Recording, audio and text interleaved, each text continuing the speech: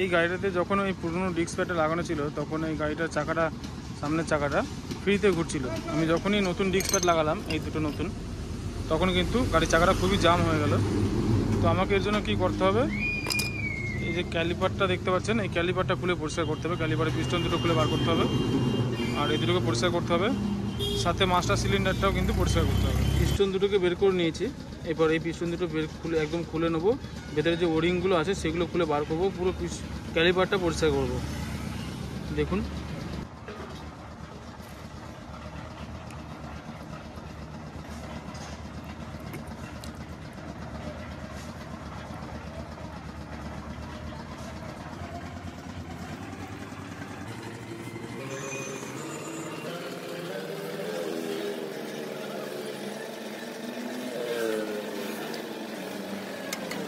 Piston দুটো খুলে বার করার পর দেখতে পাচ্ছেন পিস্টনের মাথায় কত নোংরা।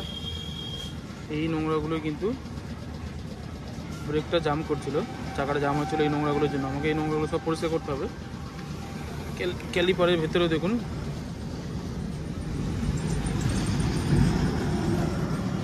ক্যালিপারের ভেতরে ছিল এই নোংরাগুলো, এইগুলোর জন্যই কিন্তু চাকাটা জাম হচ্ছিল। এগুলো সব পরিষ্কার করতে হবে। দেখতে পাচ্ছেন হয়তো কত নোংরা আছে। মাস্টার সিলিন্ডারের ভেতরে অনেক নোংরা আছে, দেখেছেন, এগুলো সব পরিষ্কার করতে হবে। এইগুলো কিন্তু অনেকটা কারণ থাকে ব্রেক জাম করার। এখন আমি মাস্টার সিলিন্ডার পরিষ্কার করব। এই ওরিংগুলো ক্যালিপারের ভেতরে থাকে, পিস্টনের ওরিং, এইগুলোকে খুব ভালো করে পরিষ্কার করতে হবে, প্রয়োজনে চেঞ্জ করতে হতে পারে এই ওরিংগুলো যে গ্রুপে বসে সেই গ্রুপগুলো দেখতে পাচ্ছেন, এই গ্রুপগুলো সব পরিষ্কার করতে হবে। এই যে গ্রুপগুলো, এইগুলো যদি পরিষ্কার না করা হয় তাহলে কিন্তু ব্রেক আবার টাইট থাকবে, চাকা জাম হয়ে যাবে।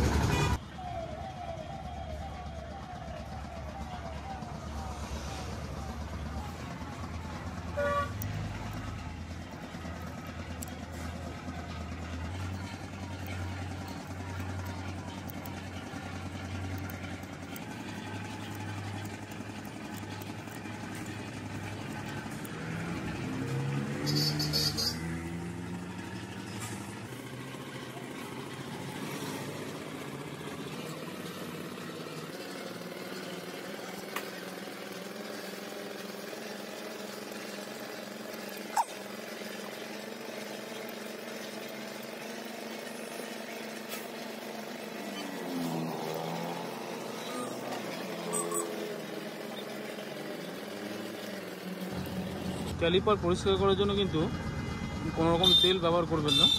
এটা পরিষ্কার করার জন্য জল ব্যবহার করবেন। জলেই কিন্তু সবথেকে ভালো পরিষ্কার হয়, তেল ব্যবহার করা যাবে না।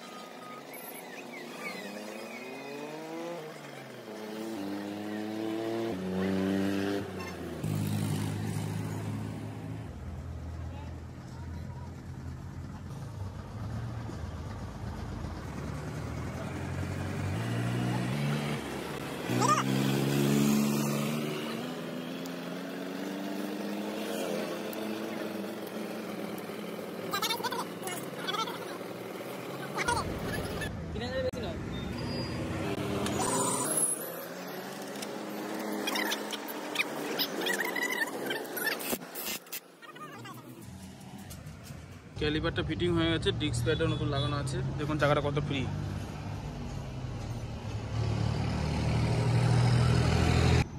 যখনই এই সমস্যার মধ্যে পড়বেন তখন কিন্তু ক্যালিপার আর মাস্টার সিলিন্ডার খুব ভালো করে পরিষ্কার করে নেবেন, তাহলে কিন্তু চাকাটা ঠিকঠাক ঘুরবে। এখন দেখুন পুরোপুরি ফ্রি আছে। এই ব্রেক অ্যাপ্লাই করলেও কিন্তু চাকাটা তারপরেও ফ্রি হয়ে যাচ্ছে।